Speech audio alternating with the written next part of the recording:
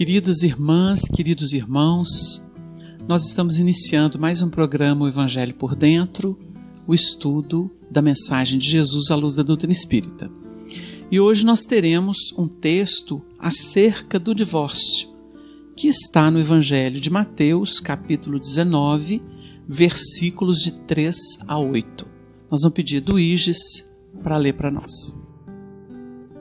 Então chegaram ao pé dele os fariseus, tentando e dizendo-lhe: é lícito ao homem repudiar sua mulher por qualquer motivo? Ele, porém, respondendo, disse-lhes: não tendes lido que aquele que os fez, no princípio, macho e fêmea os fez? E disse: portanto, deixará o homem pai e mãe, e se unirá à sua mulher, e serão dois numa só carne. Assim não são mais dois, mas uma só carne. Portanto, o que Deus ajuntou, não separem o homem. Disseram-lhe eles: então por que mandou Moisés dar-lhe carta de divórcio e repudiá-la? Disse-lhes ele: Moisés, por causa da dureza dos vossos corações, vos permitiu repudiar vossas mulheres. Mas ao princípio não foi assim. Nós notamos que a passagem do Evangelho traz grandes luzes que hoje, na moldura do Espiritismo, ganham novas dimensões.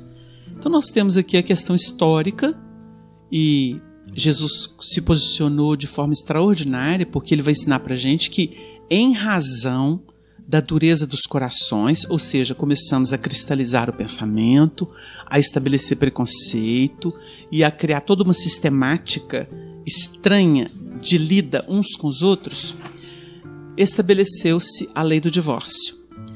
Nós temos que lembrar que Moisés foi o primeiro grande legislador de que temos notícias, né? No sentido até de lidar com a lei divina e trabalhar esses conceitos. Obviamente, segundo o seu tempo, segundo a sua época. Nós sabemos que quando Jesus chega, por que a gente está dizendo isso sem querer diminuir nada? Mas a interpretação não competia a ele. Ele revelou a lei de justiça.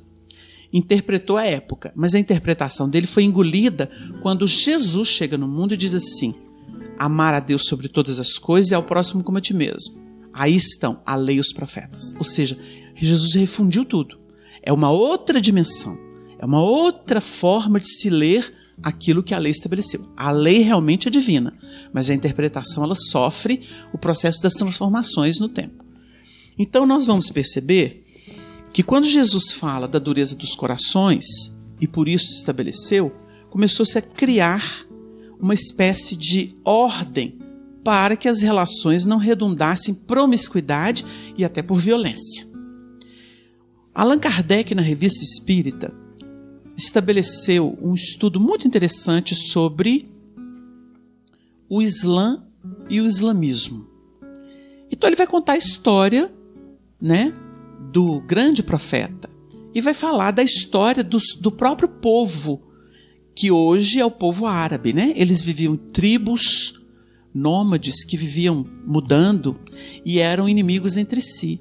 E na verdade a religião estabelecida através do Corão pacificou essas tribos e eles se uniram no só povo.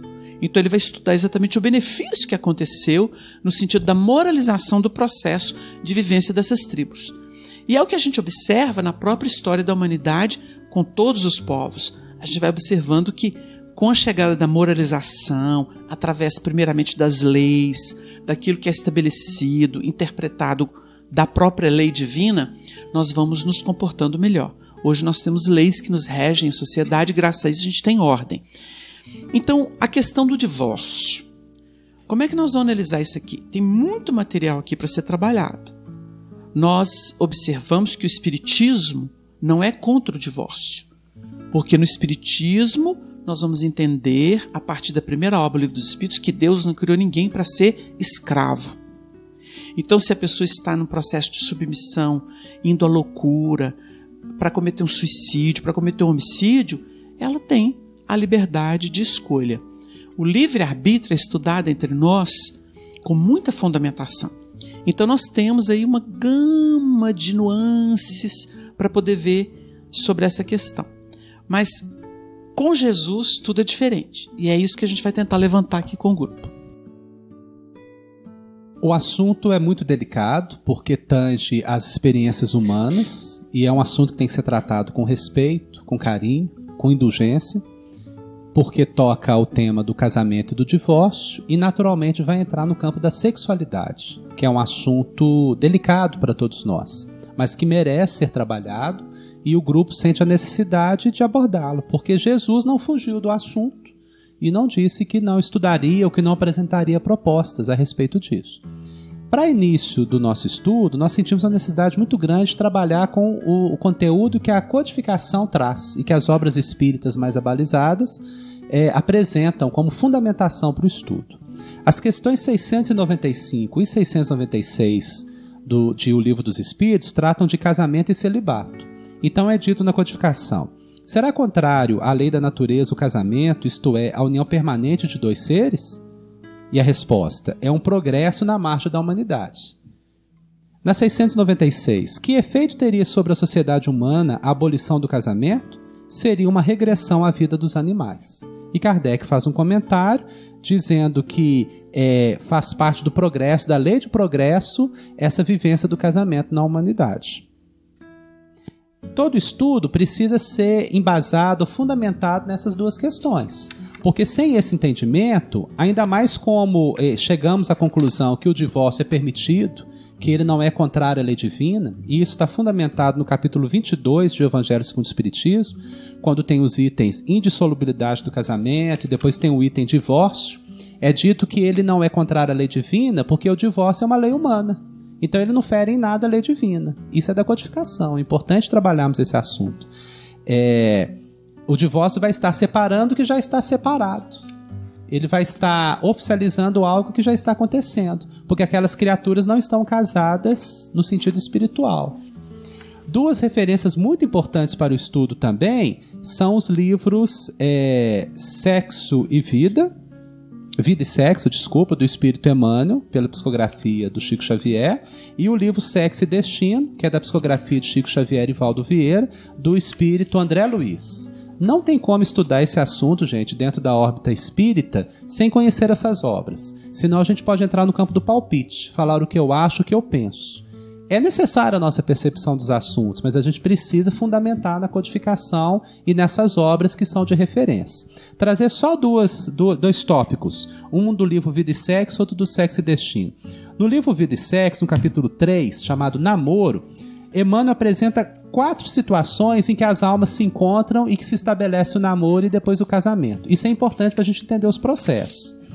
Existe uma situação que são criaturas que traçaram entre si a realização de empresas afetivas ainda no mundo espiritual. Programaram estar juntas aqui. Segundo ponto, criaturas que já partilharam experiências no campo sexual em instâncias passadas. Já são ligados de antes e principalmente na questão do campo sexual. Terceiro, corações que se acumpliciaram em delinquência passional noutras eras. Então já se entende que a vivência dessas criaturas vai ser diferente daqueles 2 primeiros. O primeiro, ele tem uma amplitude, uma lucidez de se programar e vamos vir juntos e somos um casal. O segundo, estão juntos porque já vivenciaram a sexualidade juntos antes, talvez não com tanta lucidez, mas estão juntos. No terceiro, almas que se acumpliciaram, então estão em processo de expiação e de reparação. E estão juntos. Do ponto de vista humano, tudo é casamento. Você pode ir numa igreja, num cartório e ver 4 tipos de casamento no dia e cada um é por um motivo diferente. Não é tudo igual, são situações diferentes. E por último, almas inesperadamente harmonizadas na complementação magnética. Então, o Emmanuel está falando assim, tem criaturas que se unem porque complementou magneticamente, mas não tinha programação exatamente. A gente sabe que nada foge à programação superior. Mas o motivo principal ali é a complementação magnética. Não necessariamente a expiação, porque estão juntos ou porque programaram. Então, temos que pensar nisso, nas diferentes nuances do relacionamento humano. E, por fim, no Sexo e Destino, algo muito importante, que o Vida e Sexo também trabalha muito, que é o amai-vos uns aos outros, amar ao próximo como a si mesmo. Por quê? Ninguém lesiona o outro sem estar lesionando a si mesmo. Então ninguém critica o outro sem estar criticando a si mesmo.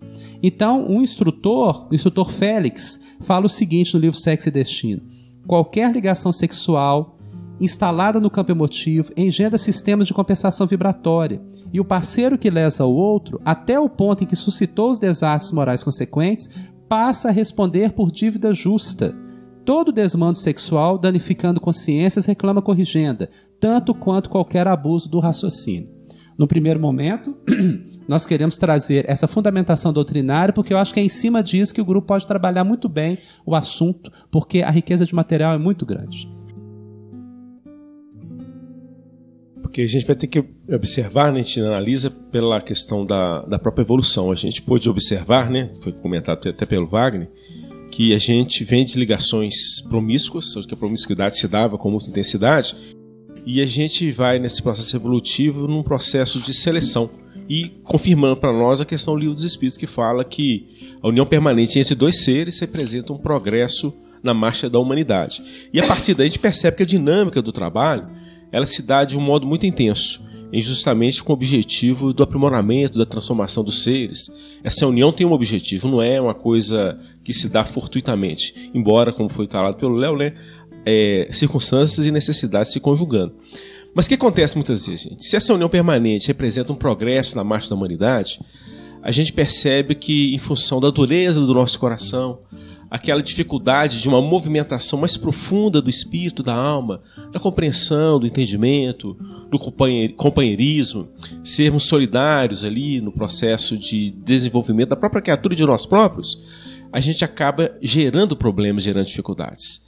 Aí se a pessoa ou se o grupo ali, essas criaturas envolvidas no processo, começam a ter ali o sentimento de menosprezo, podendo surgir ali a ideia, o pensamento do suicídio, né, do homicídio, que muitas vezes vem acontecendo, o processo da própria loucura, como foi mencionado, o mal menor será o afastamento dessas pessoas, dessas criaturas. A gente começa a entender, né, que se tem esses problemas, se tem essas dificuldades, vão tentar aliviar o máximo possível. Agora, se por parte daqueles que estão ali no contexto já há uma iluminação cristã, elas conseguem ver com mais clareza, com mais objetividade, e a criatura consegue renunciar a determinados valores, determinados princípios, e consegue levar adiante o trabalho de mudança e transformação, vão perceber que isso representará uma vitória, né? Porque os problemas e as dificuldades que surgem no processo da convivência estarão como que sendo transformados. Mas é necessário que haja abertura dos corações, ou pelo menos uma das partes, né? Que se renuncie e faça com que o processo ocorra com mais tranquilidade, com mais segurança. A gente vai tendo notícias, né, de pessoas que às vezes conseguiram enfrentar essa situação, que depois da crise, do problema, dificuldade, o companheiro ou a companheira conseguiu lidar ali com harmonia, com tranquilidade, né? Embora as lutas, o sofrimento que não deixa de ter. E lá na frente a gente observa que a vitória ela surgiu. E a criatura traz a alma tranquila, traz a alma em harmonia. E às vezes o companheiro ou a companheira que não foi muito feliz lá atrás cai em si também e percebe que foi importante aquilo, faz uma reavaliação, né, da forma como agiu, como se posicionou. É o que o Evangelho nos propõe, né? Ele nos propõe uma diretriz com essas características. Mas nem todas as pessoas, nem todas as criaturas vão conseguir fazer isso. E a lei divina ela não é fechada. Ela abre oportunidades e dá à criatura a condição de fazer a escolha pessoal, né? Ah, não estou dando conta, está pesado, está difícil. Tentou até os últimos, né, recursos, vencer o problema, vencer a dificuldade, né? Então tem que analisar esses pontos todos, que a doutrina vai nos ajudando a compreender com mais amplitude. E a criatura, de acordo com a disponibilidade, com o esforço, com o que se passa no coração dela, ela consegue realmente recursos, né, no campo comportamental das atitudes muito significativos e se liberta, né? Não no sentido de afastar a pessoa, a criatura, querê-la distante, mas se liberta das amarras que prendiam uma circunstância mais fechada e passa a ver no companheiro ou na companheira um irmão de caminhada evolutiva, né? E que passa a caminhar com mais segurança e com mais equilíbrio. Os assuntos, eles são muito profundos, né? No plano da religião, a gente tem estudado muito ao longo dos séculos as coisas muito periféricas e dentro de uma conveniência. Mas a doutrina espírita, ela aprofundou tudo.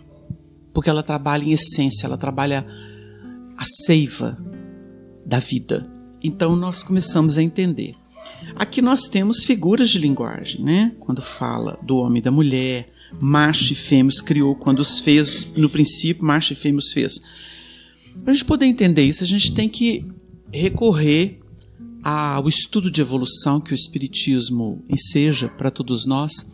E nós vamos entender, por exemplo, na obra do próprio codificador, na Revista Espírita, na obra de Gabriel Delane, Evolução Anímica, e outros correlatos da época dos clássicos que pesquisam os assuntos pertinentes à evolução, até chegar no André Luiz em Evolução em Dois Mundos. Então nós vamos ver o seguinte: macho e fêmea, Deus não criou órgãos, Deus criou a essência, as polarizações. Então a gente vai estudar macho e fêmea como polarizações, o positivo e o opositivo. A gente nota que isso está no micro e no macro. Isso está no ser humano. Então nós notamos lá que em torno do núcleo atômico gravita o elétron. Isso é gravitação. E isso diz respeito a uma natureza positiva e opositiva. Então o eletrão muitas vezes é tido como elemento negativo, né? Não é? Negativo. E a gente vê que o núcleo lá faz o papel do positivo. Quando a gente vê o Sol é como se fosse o núcleo atômico. E a gente vê os mundos que gravitam em torno do Sol, que faz o papel dos elétrons, numa figuração, para a gente criar uma referência aqui. Então nós vimos no micro e no macro. Agora, como é que funciona o ser humano? Chico Xavier era o núcleo, porque tinha amor. E em torno dele, quantos seres gravitaram para falar do Espiritismo? Agora vocês imaginem Jesus.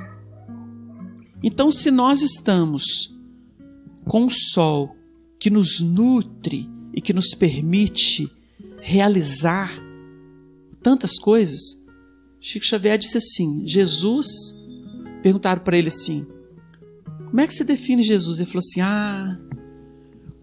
eu me sinto na posição do verme que se move no lodo da terra e que se nutre dos raios solares. Embora o verme se nutra, se beneficie com o raio do sol, ele não consegue definir.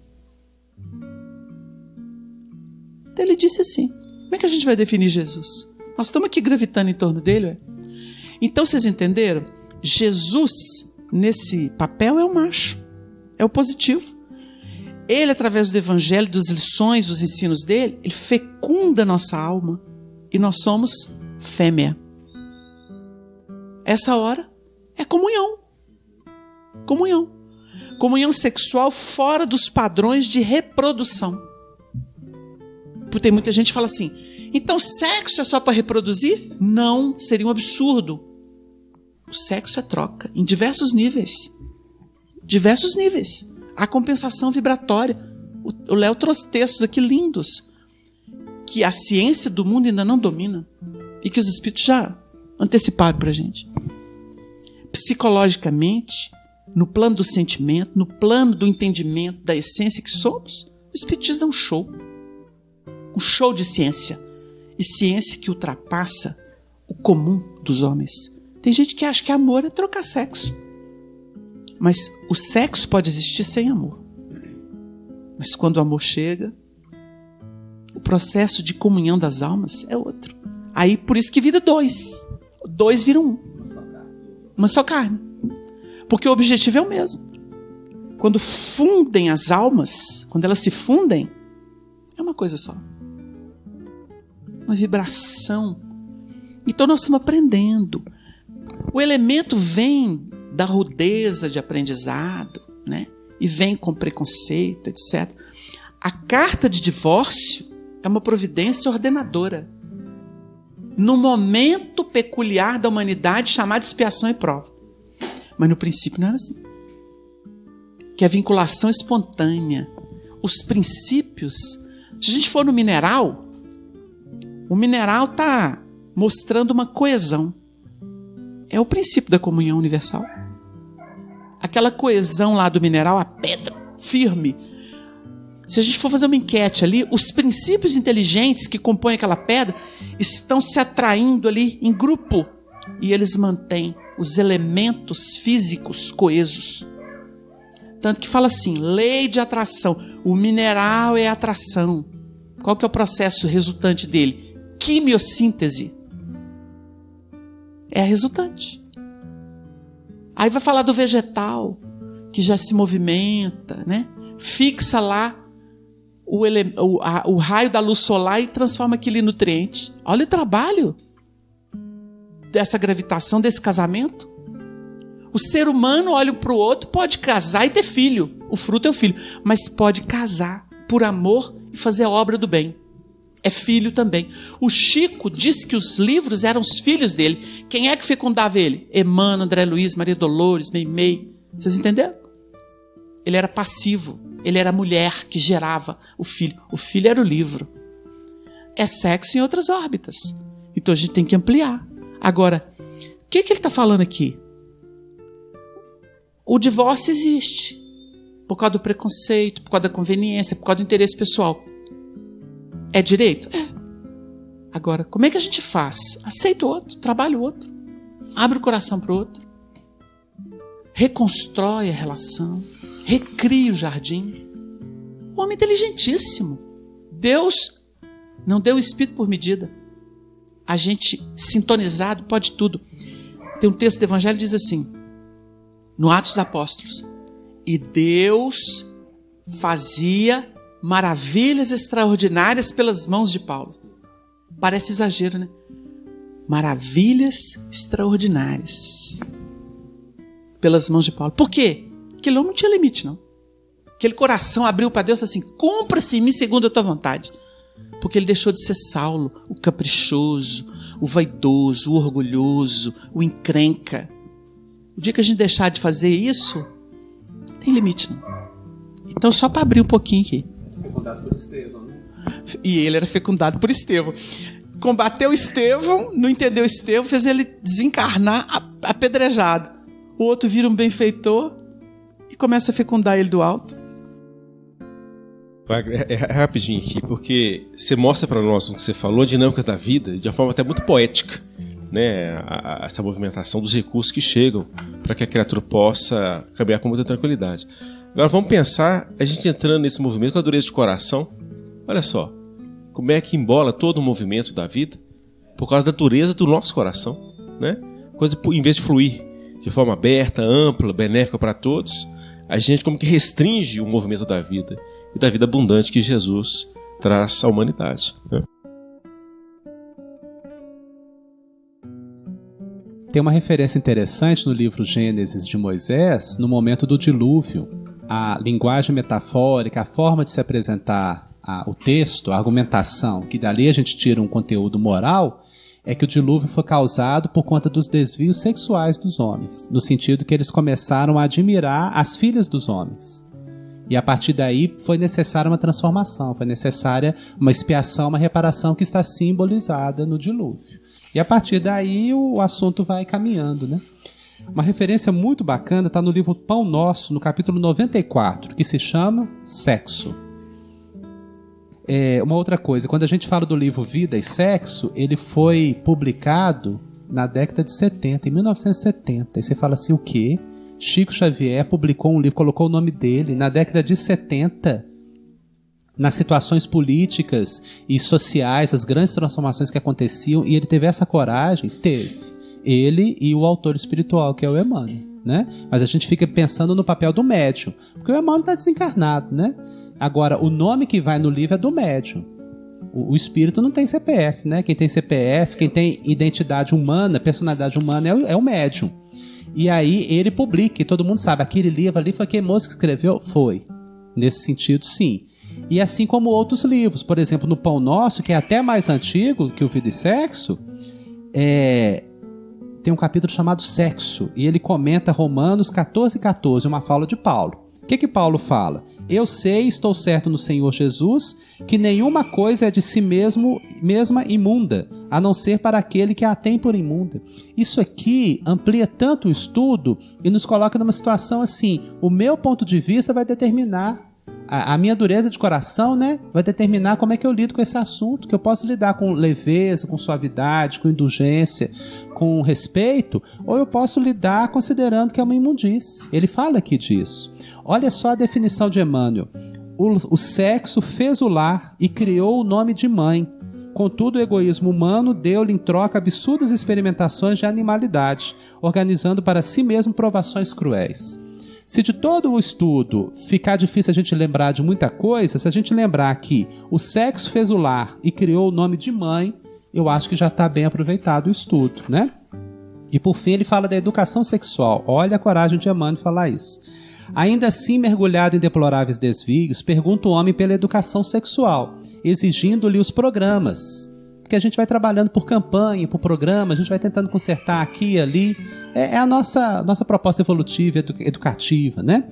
Sim, semelhantes programas poderão ser úteis. Todavia, apenas quando espalhar-se a santa noção da divindade do poder criador. Porque enquanto houver imundície no coração de quem analise ou de quem ensine, os métodos não passarão de coisas igualmente imundas. A gente fica até sem jeito de comentar, porque é tão profundo o que Emmanuel fala. Mas assim, cabe a nós que lidamos com isso, que vivenciamos isso, né, na experiência humana, lidar com a coisa como algo santo, como algo sagrado, né? O tema do sexo precisa ser iniciado com respeito, com carinho, com indulgência. A partir daí, eu acho que a gente tem embasamento para continuar tratando do assunto. Só uma ciência como a espírita poderia trazer tanta luz de forma mais profunda a um tema de relacionamento, de troca vibratória. Nós temos que entender que na base da atração e da polarização magnética, nós vamos compreender as trocas. Da mesma forma que os elementos na infinidade ou no infinitesimal apresentam compensações para a dinâmica da vida, nós também trocaremos. Nós temos diversos tipos de amor, não só aquele da vinculação sexual, mas nós temos amor, tanto que a gente dá nome de irmão e é fraterno, de pai é paterno, de mãe é materno, de amigo, né? E aí vai. Nós temos diversas conotações do amor. Nós precisamos entender por esse prisma, porque uma relação de troca sexual, ela não é só sexual. A sexual é um apelo da vida para a reprodução, mas ela gera outros aspectos do amor, que é um amor que vai se sublimando. Casais que se tornam amigos, parceiros, idealistas, e vão transitando por essas características do amor, não é? Então, outro dia a gente estava conversando sobre um vídeo até do Haroldo, em que ele trabalhou no exterior, sobre aquele amor da irmã Clara, que vem dissolver uma obsessão. O ministro Clarencio fala que o amor dela tinha o poder de dilatar a visão. Ou seja, é uma das conotações do amor. Uma das conotações, são inúmeras conotações, porque diz o Emmanuel que o amor, né, no seu sentido caridoso, ele é um sol de mil faces brilhando por toda parte, para todos. E é um gênio de mil mãos amparando. Então você nota que são características do amor. Quando a gente nota esse convite aqui, olha, quando ele fala da vinculação, da carta do divórcio, da dureza, no princípio não foi assim, a gente vai perceber que nós criamos as contenções, os bloqueios. Então, por isso as pessoas estão mutiladas no plano do sentimento, mutiladas psiquicamente, elas estão atormentadas. E a gente vê as várias conotações de sexualidade. Nesse tempo de revisão de tudo, a gente está vendo, seja o transgênero, seja a mudança de gênero, a afirmação em outro gênero, contrário ao que nasceu, seja a vinculação homoafetiva, seja a vinculação chamada heterossexual. Mas o que a gente nota é que na essencialidade existe macho e fêmea. Porque senão não tem polarização. Pode ter 2 homens casados, 2 mulheres casadas. O que a gente vai notar nesse casamento? Há ali uma vinculação em que um é passivo e o outro é ativo. Não por causa de órgãos, mas por causa da estrutura psicológica. E o Espiritismo está mostrando isso para a humanidade, como uma forma psicológica profunda do espírito. Então, nós, à luz do Evangelho, nessa moldura extraordinária no Espiritismo, nós estamos conseguindo transcender o assunto. Existem casamentos hoje fraternais, porque as pessoas não estão atormentadas também por causa de troca sexual. Nós lembramos aqui um companheiro que o senhor Leão Zálio, que foi um companheirão da Honória Abreu, que estudou muito evolução, ele se casou dentro de uma planificação com uma companheira que era chamada Tiana, Sebastiana. Foi uma grande médium. Então eles combinaram quando se casaram. Falaram assim, Tiana, nós vamos fazer o seguinte, no dia que você conhecer alguém mais interessante, você vai me falar, porque a gente não vai amarrar um ao outro. E o dia que eu conhecer alguém mais interessante, eu vou te falar. Olha que bacana a escolha desse casal. Caminharam décadas, tiveram 2 filhos, aceitaram espíritos problemáticos, os 2 tiveram problema, aceitaram por tarefa, por amor. Uma nem saía de um grabatozinho assim, e a Tiana desencarnou antes do Leão. Mas de período a período, um virava para o outro e falava assim, você achou alguém interessante? Mais interessante? Não, Leão, não achei não, falava a Tiana para ele. Ele falou assim, eu também não achei não. E continuaram. E concluíram uma existência de trabalho. Hoje são companheirões que estão no mundo espiritual com luz própria. Por quê? Aproveitaram a doutrina espírita, que é uma doutrina da fé raciocinada, e não ficaram com tabus, com preconceitos. Dialogaram, conversaram, trataram o assunto com maturidade. Então o que Jesus está falando aqui é que a dureza do coração, que é resistência, quando a gente se fecha, se tranca, cristalização, isso destrói tudo.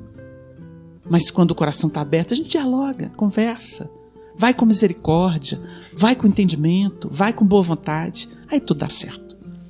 O assunto vai longe, gente, mas nós terminamos aqui o programa agradecendo a Deus e desejando muita paz e muita luz para o coração de todos. Muito obrigado pela atenção.